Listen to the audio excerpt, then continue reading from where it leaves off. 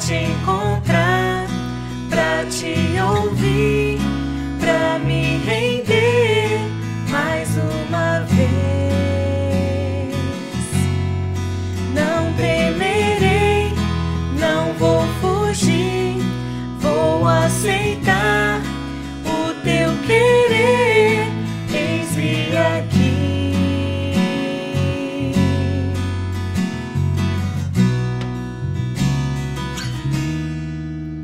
Tua voz aquece o meu coração, devolve a vida, a razão, e me faz cantar, me refaz de novo e mais uma vez, moldando o meu coração ao teu. Eu abro mão de decidir o que é melhor, vem governar meu coração.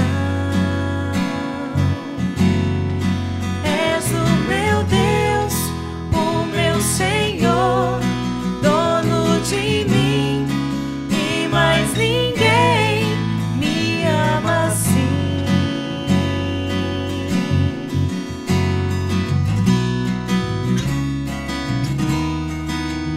Tua voz aquece o meu coração,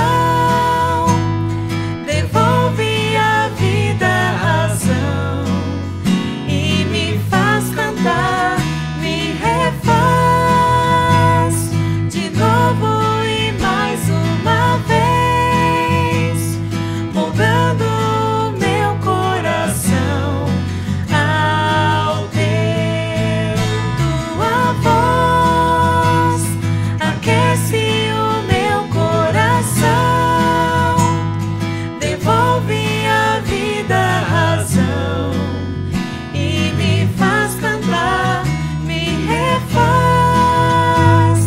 de novo e mais uma vez, moldando o meu coração ao teu, ao teu, ao teu.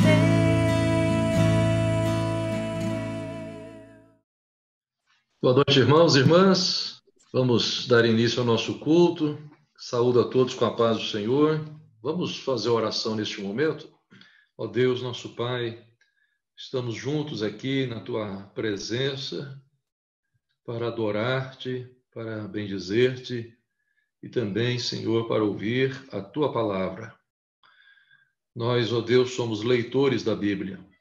Todos nós aqui somos pessoas que leem a Tua palavra constantemente, a conhecemos e, ó Deus, precisamos, no entanto, que o Espírito Santo abra o nosso entendimento e também, Senhor, nos ajude a quebrantar o próprio coração, porque muitas vezes passamos por cima das verdades bíblicas, passamos tão perto do conhecimento de Deus, sem que, de fato, nossas vidas sejam impactadas, transformadas.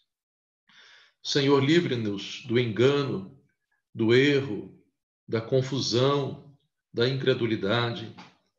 Mude, ó Deus, eu peço, a nossa disposição. E eu oro assim, não porque ignore a responsabilidade pessoal, mas, ó Deus, porque eu sei que se o Senhor não agir, o pecador por si mesmo nada pode fazer.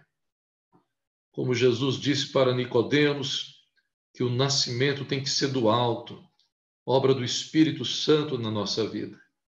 Por isso eu estou rogando que o Senhor se apiede de cada um de nós e nos conceda, Senhor, a visão clara da Tua vontade para a nossa vida em particular. Em nome de Jesus é que oramos. Amém. Abra sua Bíblia comigo na segunda epístola de Coríntios. Nós vamos ler alguns versículos do capítulo 12. A segunda epístola do apóstolo Paulo à igreja de Corinto, capítulo 12, e os versículos são 7 a 10. E para que não me ensoberbecesse com a grandeza das revelações, foi-me posto um espinho na carne, mensageiro de Satanás, para me esbofetear, a fim de que não me exalte.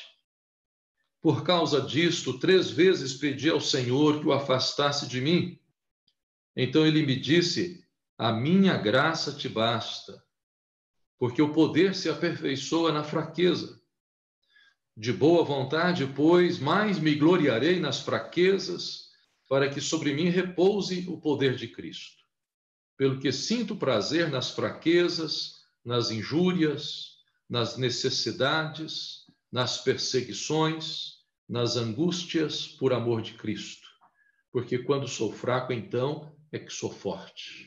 Todos nós desejamos ser felizes. Todos nós iniciamos a vida, iniciamos projetos, iniciamos família, iniciamos as coisas que achamos necessário e que também queremos, sempre contando exclusivamente com o sucesso. Ninguém inicia um negócio pensando que vai falir daqui a um ano. Ninguém se casa planejando ou imaginando que daqui a um ano vai se separar. Ninguém entra para uma igreja e começa a participar de uma comunidade imaginando daqui a 6 meses eu vou cair fora. Ninguém faz isso. Nós todos temos no coração aquela esperança tão bonita de que tudo vai dar certo sempre. Isso é muito bom. Deus nos fez pessoas assim, cheias de vida e com desejos bons no coração. Isso é maravilhoso demais. Mas a verdade é que a vida prega peças para nós e também, em muitas dessas circunstâncias, há choques de interesses, circunstâncias com as quais a gente não contava, não podia imaginar e que vão trazer para nós aflição. Paulo fala aqui nesse trecho de um problema muito sério, que é o problema do sofrimento. No versículo 10, ele faz algumas referências aqui e a gente percebe que ele está falando do sofrimento de modo geral. Fala de fraquezas, e essas fraquezas podem ser de tudo. Fraqueza física, doença, pode ser fraqueza também no sentido espiritual. Eu me sinto tão pequeno, tenho uma fé tão frágil, vacilo muitas vezes.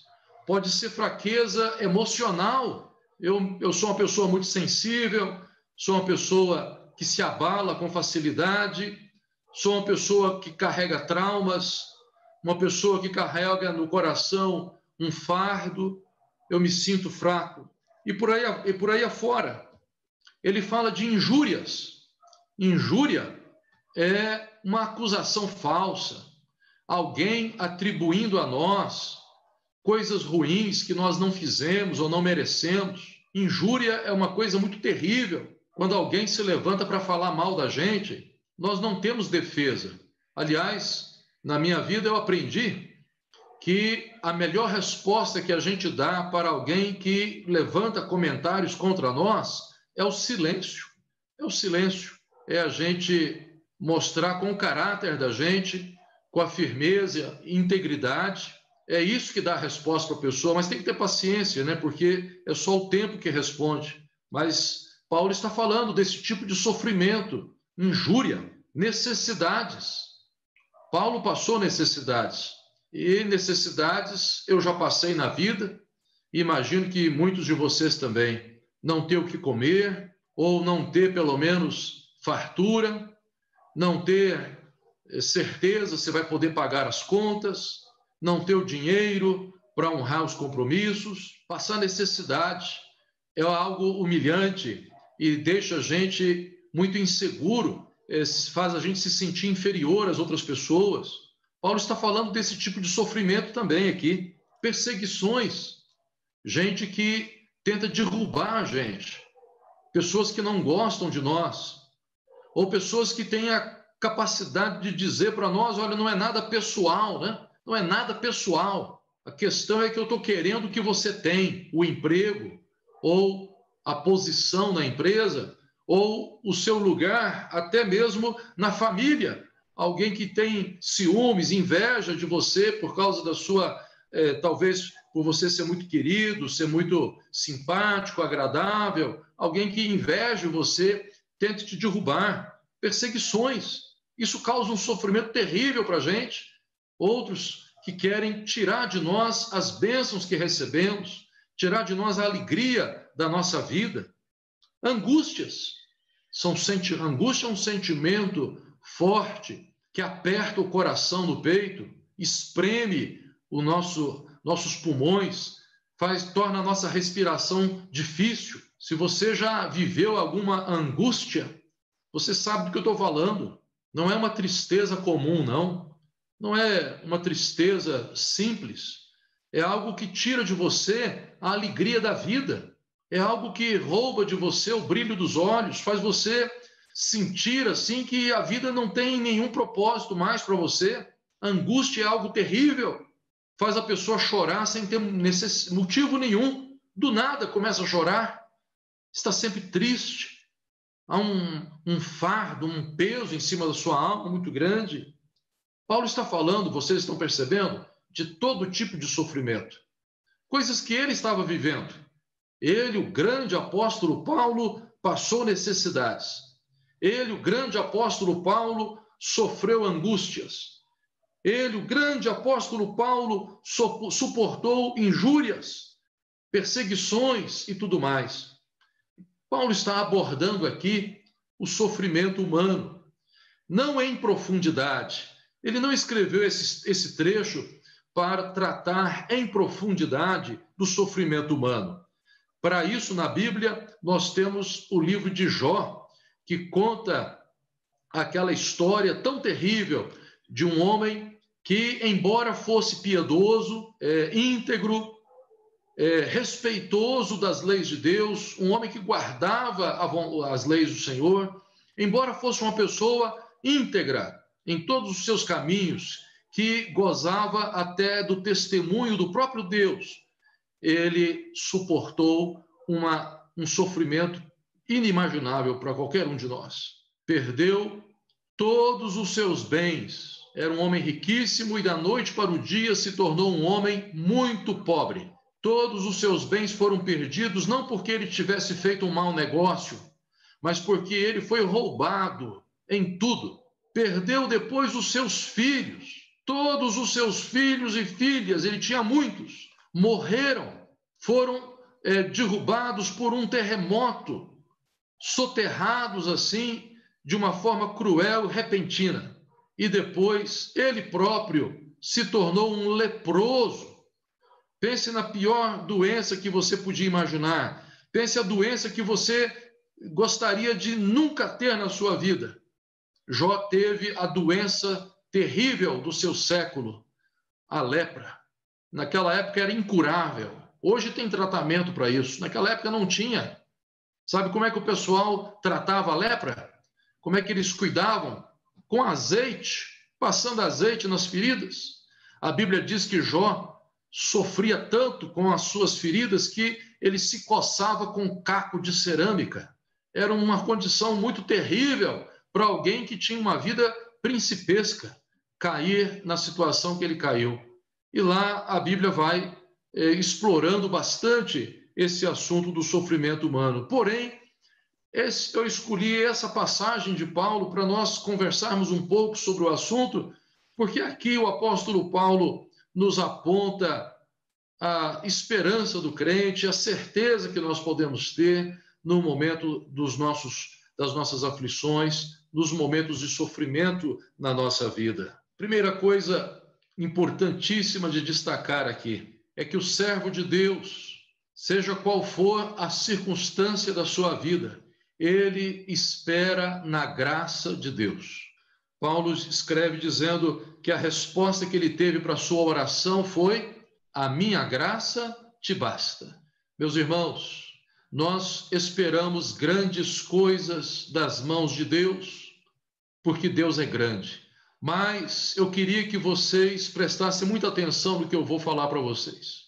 Deus foi injusto em nos perdoar.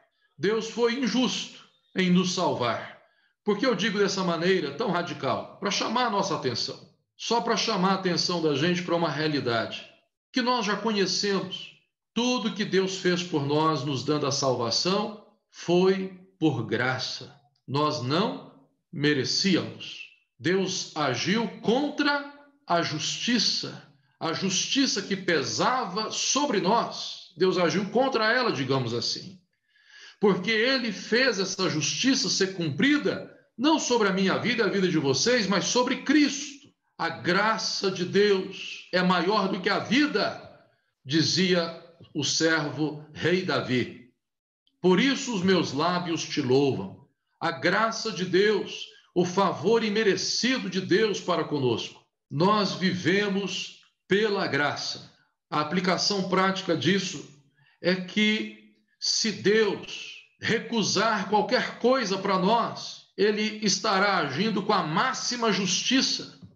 Porque quando eu e vocês olharmos para os nossos pecados, quando eu e vocês olharmos para os nossos defeitos e as nossas fraquezas, quando eu e vocês olharmos para a nossa ingratidão, para a maneira como nós retribuímos a Deus, e não apenas a Deus, a maneira como nós agimos com nossos cônjuges, a maneira como nós agimos com nossos filhos, com os nossos pais, a maneira como nós muitas vezes agimos com as outras pessoas, a ingratidão em nosso coração, o nosso egoísmo, nós vamos perceber que se Deus recusar qualquer coisa para nós, Ele estará sendo muito justo.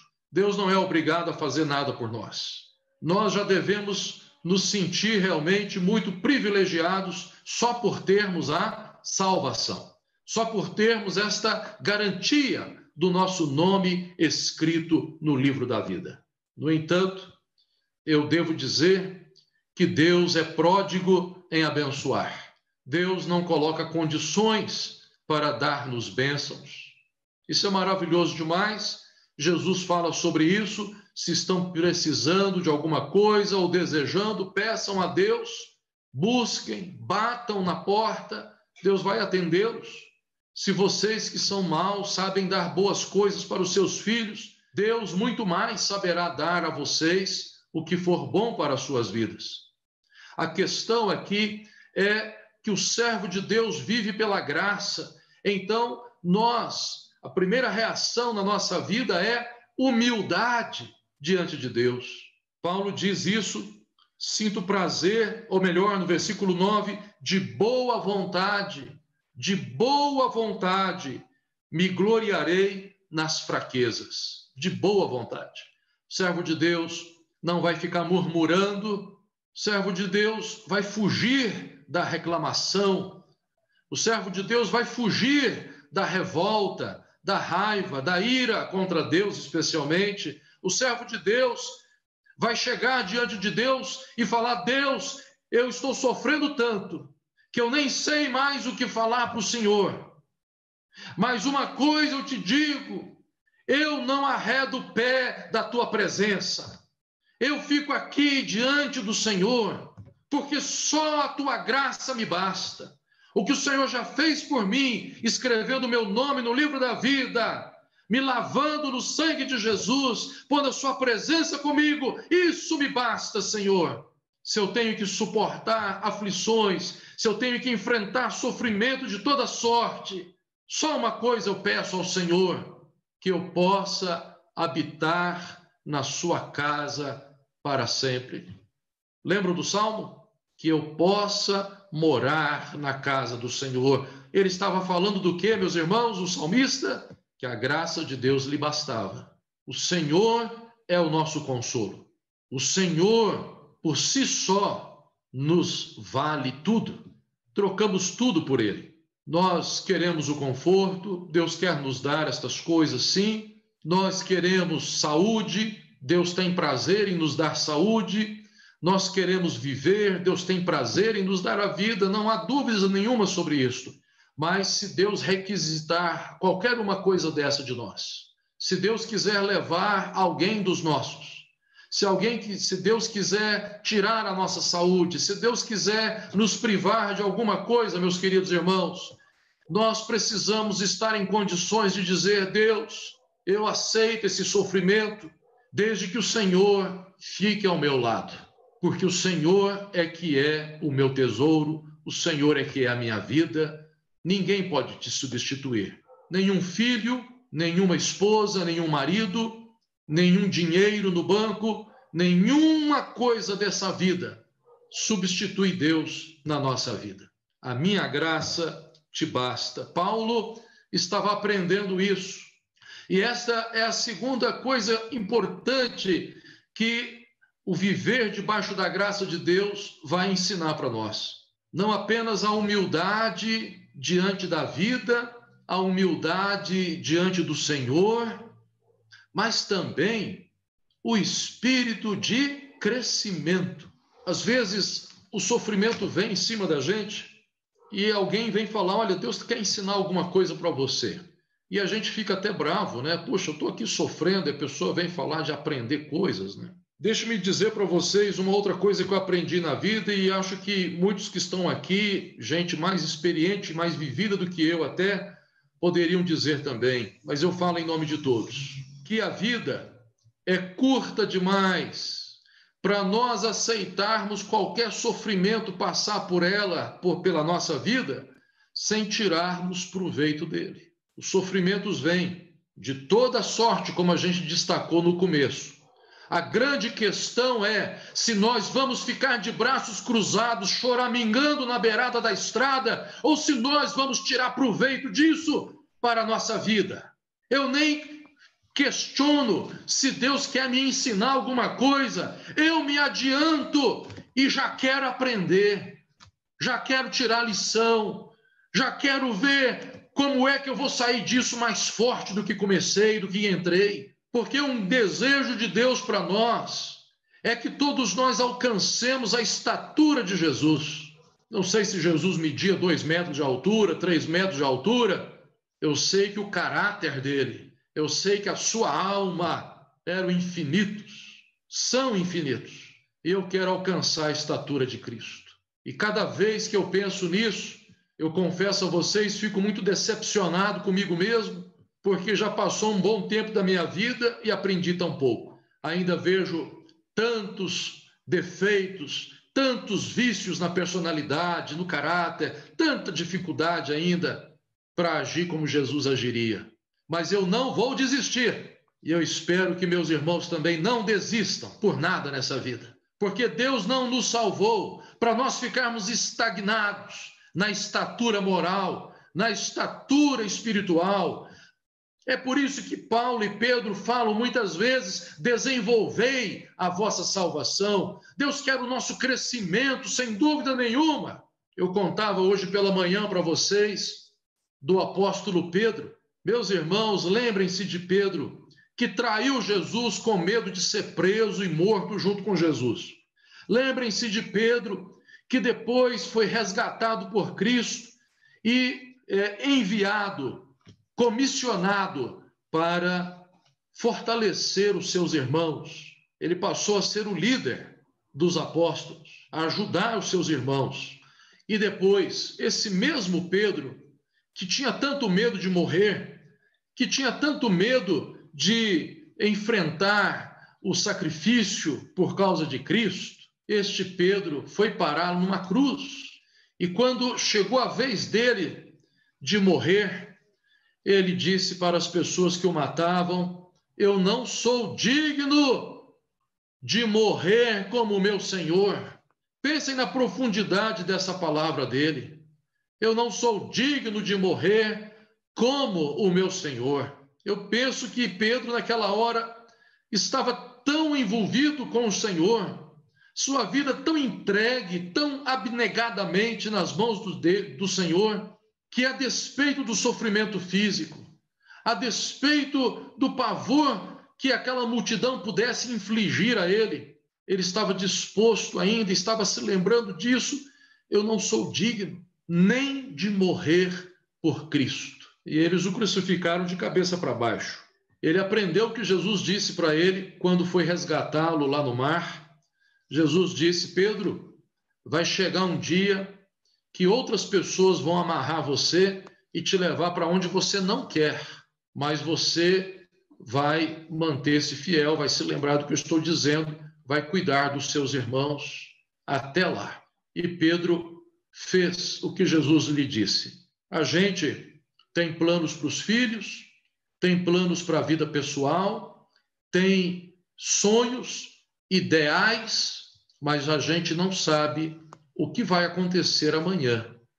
A gente não sabe como vai terminar a vida. Nós não sabemos o que vai acontecer com os nossos filhos, nossos netos, nem conosco mesmo. A questão, porém, não é esta. A questão é que cada cicatriz que a vida fizer em nós tem que valer a pena.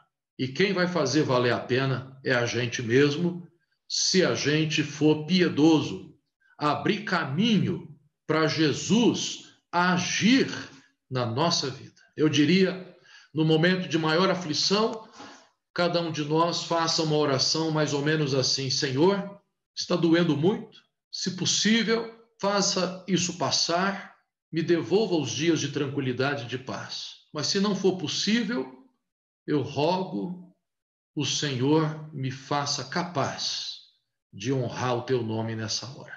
Me ensine o que eu tenho que aprender, o que eu posso aprender neste momento. Deus estava agindo assim na vida de Paulo. Uma outra coisa, finalmente, que o crente descobre nessas horas é que o poder de Deus é o poder do seu amor e da ressurreição de Cristo.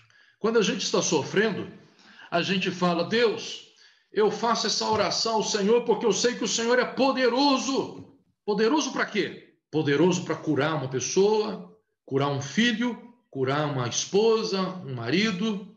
O Senhor é poderoso para fazer um milagre na nossa vida e fazer aparecer o dinheiro que a gente está precisando tanto, ou um negócio, ou o sócio que a gente tanto esperava. Deus é poderoso para mudar o governo, fazer o governo agir de uma forma diferente. Deus é poderoso para mudar tudo. A minha plantação está secando lá no pasto, lá fora. Deus é poderoso para mandar chuva. Deus é poderoso para salvar minha terra, minha fazenda, meus negócios, meu emprego. Deus é poderoso, esse é o poder de Deus. Não, Deus pode todas essas coisas, não há dúvida nenhuma, mas o poder de que Paulo está falando aqui, quero que você observe no versículo 9, o finalzinho dele. No finalzinho do versículo 9, ele fala do poder outra vez. No comecinho ele falou: a minha graça te basta, porque o poder se aperfeiçoa na fraqueza. Mas que poder é esse? Ele fala no finalzinho do versículo: o poder de Cristo, para que sobre mim repouse o poder de Cristo. Mas qual é esse poder de Cristo? É o poder para a salvação. Lá no versículo 10, reparem só, ele citou vários tipos de sofrimento. E aí ele disse: por amor de Cristo. Por amor de Cristo. Deus pode mudar a sorte da gente para muito melhor. Deus pode fazer coisas maravilhosas, milagrosas. E quando ele não faz, a gente pergunta: por que Deus não fez? Por que Deus me deixou assim? Por que Deus não faz nada? Quando a gente faz essa pergunta, é porque a gente está fraco demais mesmo. Esta é uma pergunta que só é feita quando nós estamos numa condição de muita fragilidade. A nossa fé está muito abalada já. E quem sou eu para exigir mais de você do que isto? Isto é o que a gente pode dar. Nós somos seres humanos, carnais, né? Como eu posso exigir de qualquer um de vocês, ou até de mim mesmo, uma coisa muito melhor do que isto? A única pessoa que pode nos ajudar nessa hora é o Senhor Jesus mesmo. Sabe aquela história? Nós temos que sair à frente para dar lugar a Jesus. Enquanto nós achamos que somos fortes, enquanto nós achamos que temos dinheiro, enquanto nós achamos que temos saúde, enquanto a gente acha que tem amigos, enquanto a gente acha que tem influência, enquanto a gente está seguro do nosso emprego, enquanto a gente está seguro dos nossos resultados, a oração é a última coisa que a gente faz. A oração de entrega, a oração de abandono nas mãos de Deus, a oração de renúncia, a oração de entrega, essa é a última coisa que a gente faz. A oração que sai da nossa boca é o muito obrigado pela bênção que eu tenho e Deus me ajude aí que dê tudo certo. Mas Cristo deseja e precisa crescer dentro de nós. Eu vou evocar aqui as palavras de João Batista, que falou num outro contexto. Então eu vou tirá-las de contexto, adaptando-as para um sentido que eu acho que vocês já captaram aí. Convém que Cristo cresça e que diminua eu. João Batista falou isso querendo dizer: o meu ministério está acabando, daqui por diante é o ministério de Jesus, vocês vão atrás dele. Eu não estou aqui para disputar glória com Cristo. É nesse sentido que João estava falando. Mas eu vou pegar emprestadas as palavras dele para dizer isso aqui para nós. Nós vamos ficar parecidos com Cristo quando Cristo puder crescer dentro de nós. Quando Cristo tiver liberdade na minha vida, na sua vida, quando Deus tiver toda a liberdade no nosso coração. É nesse sentido que Paulo está falando. É necessário que eu me enfraqueça cada vez mais, para que Cristo cresça em mim. O seu amor cresça em mim.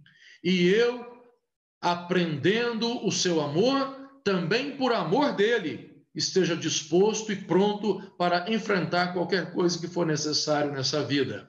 Reparem os versículos 1 a 6 deste capítulo 12.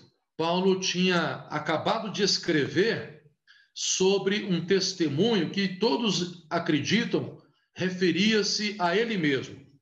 Paulo fala que conhecia uma pessoa que tinha sido arrebatada até o paraíso e que ouviu coisas inefáveis na presença de Deus que nem são lícitas de referir aos homens. Mas todo mundo concorda que ele falou assim apenas para ser modesto e que esta pessoa que teria experimentado este êxtase ou essa trasladação à altura de Deus era o próprio Paulo. De qualquer maneira, ele fala no versículo 5, no versículo 6, que estas visões poderiam ensoberbecê-lo. E então, no versículo 7, ele diz: para que eu não me ensoberbecesse com a grandeza das revelações, foi-me posto um espinho na carne. Quer dizer que Paulo tem uma noção muito clara de que Cristo pedia passagem na sua vida. É interessante isso. Deus dá experiência para nós e muitas vezes a nossa experiência se transforma em arrogância. Usamos a nossa experiência, usamos o nosso conhecimento, não para glorificar a Deus, mas para humilhar outras pessoas, para dar carteirada nelas, para fazer coisas desse tipo. A gente é ruim mesmo, a gente é assim. Um pouquinho de salto alto que a gente tem, por alguma razão, a gente logo já se sente maior e melhor do que os outros. É incrível, porque essa dicotomia não tem como fugir dela. Deus quer que a gente cresça. Deus quer que a gente cresça em estatura e graça. Deus quer nos exaltar. Mas, ao mesmo tempo, nós precisamos aprender a viver isso com humildade, com modéstia e para a glória do Senhor. É Davi que fala isso num dos salmos dele. Senhor, tu me exaltas e me abates. Paulo estava vivendo isso aqui também. Deus me exaltou com a autoridade do apostolado. Deus me exaltou com o privilégio de visões e revelações e conhecimento de Deus numa profundidade maravilhosa. Deus me exaltou com poder para ser mordido por uma serpente e não morrer, poder para curar doentes, poder para fazer milagres, poder para ver muitas pessoas se convertendo com a minha pregação. Deus me exaltou, mas Deus também me abateu com um espinho na carne, para eu manter o equilíbrio aqui, não me esquecer de quem eu sou. Deus quer fazer você grande, cada um de vocês. Deus não salvou você para que você continue pequenininho, ridículo na sua estatura moral, no seu caráter, na sua experiência cristã, na sua experiência com Deus. Não, Deus quer elevar você a grandes alturas. Mas, meu querido, Cristo tem que ter a primazia na sua vida, de tal maneira que isso deixe você no seu devido lugar. Você colocando Cristo, de fato, no trono do seu coração. É isso que Paulo está vivendo aqui. Essa dicotomia, esse paradoxo, né? Entre o engrandecimento e a humilhação. Quando nós sofremos, nós todos choramos, nós todos nos sentimos pequenos, humilhados, desgastados, nós todos ficamos, às vezes, desesperados e fazemos orações de criança pirracenta, orações de crianças que não entendem o que está acontecendo e acham que os pais abandonaram. Deus, porém, quer que nós entendamos isso. A graça dele nos basta. Deus é o nosso tesouro. Deus é a nossa riqueza. Deus é a nossa paz. Deus é o nosso conforto. Deus é a nossa vida. Ele é tudo para nós. Lembra do cântico antigo? Cristo é tudo para mim. Cristo é tudo para mim. Nós temos que aprender a humildade no sofrimento. Nós precisamos abrir passagem para Cristo, que Ele cresça cada vez mais na nossa vida e a gente diminua, porque nossa vida só tem um propósito: glorificar o nome de Jesus. O propósito da minha vida e o propósito da vida de cada um de vocês que foi remido no sangue de Jesus é glorificar o seu santo nome. E aí eu termino com as palavras de Paulo: quando sou fraco, então é que sou forte. Que Deus abençoe vocês todos, que Deus engrandeça o nome dele nas suas vidas, vocês cresçam em estatura e graça na sua presença. Amém. Eu abençoo vocês em nome do Pai, do Filho e do Espírito Santo. Que a graça linda e maravilhosa do nosso Senhor Jesus Cristo, que o amor de Deus, o Pai, a comunhão do Espírito Santo, erga todos vocês e os mantenha firmes na presença do Senhor, hoje e para sempre. Amém.